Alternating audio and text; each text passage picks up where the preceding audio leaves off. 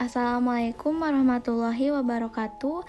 Nama saya Tri Nuryanti, NPM 212151071 dari kelas Matematika B. Di sini saya akan memaparkan materi tentang hakikat belajar dan pembelajaran matematika. Ada 6 poin yang saya akan jelaskan. Yang pertama, definisi. Yang kedua, karakteristik pembelajaran matematika. Yang ketiga, peran matematika sekolah. Yang keempat, fungsi matematika. Yang kelima, tujuan matematika. Dan yang terakhir, metode pembelajaran matematika. Untuk yang pertama, definisi belajar dan pembelajaran matematika. Belajar merupakan akibat adanya interaksi antara stimulus dan respon. Seseorang dianggap telah belajar sesuatu jika dia dapat menunjukkan perubahan perilakunya. Menurut Slameto, belajar ialah suatu proses yang dilakukan seseorang untuk memperoleh sesuatu perubahan tingkah laku yang baru secara keseluruhan, sebagai hasil pengalaman sendiri dalam interaksi dengan lingkungannya. Pembelajaran adalah proses interaksi siswa dengan pendidik dan sumber belajar pada suatu lingkungan belajar. Menurut Ahmad Susanto, pembelajaran matematika adalah suatu proses belajar mengajar yang dibangun oleh guru untuk mengembangkan kreativitas berpikir siswa yang dapat meningkatkan kemampuan berpikir siswa, serta dapat meningkatkan kemampuan mengkonstruksi pengetahuan baru sebagai upaya meningkatkan pengetahuan yang baik terhadap materi matematika. Selanjutnya, karakteristik pembelajaran matematika. Yang pertama, pembelajaran matematika langsung atau bertahap. Materi pembelajaran diajarkan secara berjenjang atau bertahap, yaitu dari hal konkret ke abstrak, hal yang sederhana ke kompleks, atau konsep mudah ke konsep yang lebih sukar. Yang kedua yaitu pembelajaran matematika mengikuti metode spiral. Setiap mempelajari konsep baru perlu memperhatikan konsep atau bahan yang telah dipelajari sebelumnya. Bahan yang baru selalu dikaitkan dengan bahan yang telah dipelajari. Pengulangan konsep dalam bahan ajar dengan cara memperluas dan memperdalam adalah perlu dalam pembelajaran matematika. Yang ketiga, pembelajaran matematika menekankan pola pikir deduktif, yaitu matematika tersusun secara aksiomatik. Namun demikian harus dapat dipilihkan pendekatan yang cocok dengan kondisi siswa. Dalam pembelajaran belum sepenuhnya menggunakan pendekatan, tetapi masih campur dengan deduktif. Yang keempat, pembelajaran matematika mengganti kebenaran konsistensi. Kebenaran-kebenaran dalam matematika pada dasarnya merupakan kebenaran konsistensi, tidak bertentangan antara kebenaran suatu konsep dengan yang lainnya.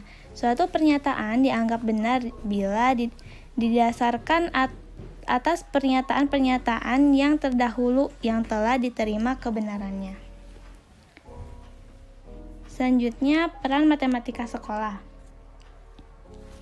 Yang pertama, untuk memenuhi kebutuhan praktis dan memecahkan masalah dalam kehidupan sehari-hari. Misalnya, dapat menghitung isi dan berat, menyajikan dan menafsirkan data, dapat menggunakan kalkulator dan komputer. Yang kedua, agar mampu mengikuti pembelajaran matematika lebih lanjut.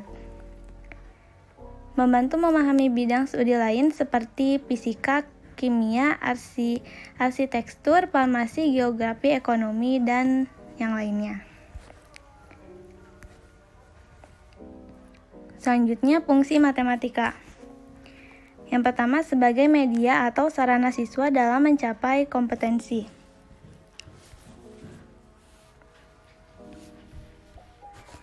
Yang kedua, matematika sebagai alat pola pikir dan ilmu atau pengetahuan. Dan yang terakhir, sebagai ilmu pengetahuan. Tujuan pembelajaran matematika.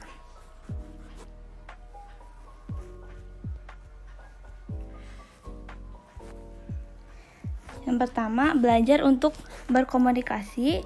Yang kedua, belajar untuk menalar. Yang ketiga, belajar memecahkan masalah. Yang keempat, belajar untuk mengaitkan ide. Dan yang terakhir, membantu sikap positif terhadap matematika. Selanjutnya, metode pembelajaran matematika. Yang pertama ada metode ceramah. Metode ceramah yaitu suatu cara penyampaian informasi dengan lisan dan dari seseorang kepada sejumlah pendengar di suatu ruangan. Metode ceramah dalam pembelajaran matematika adalah suatu cara penyampaian bahan atau materi matematika kepada peserta didik melalui komunikasi lisan atau pendidik di dalam kelas. Yang kedua ada metode ekspositori. Metode ekspositori adalah metode pembelajaran yang digunakan dengan memberikan terlebih dahulu definisi, prinsip, dan konsep materi pelajaran, serta memberikan contoh-contoh latihan pemecah masalah. David P. Ausubel menyebutkan bahwa metode ekspositori merupakan cara mengajar yang paling efektif dan efisien dalam menanamkan belajar yang bermakna.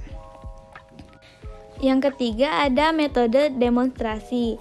Metode demonstrasi adalah metode penyajian pembelajaran dengan memperagakan dan mempertunjukkan kepada siswa tentang suatu proses, situasi, atau benda tertentu, baik sebenarnya atau hanya sekedar tiruan-tiruan yang sering disertai dengan penjelasan lisan.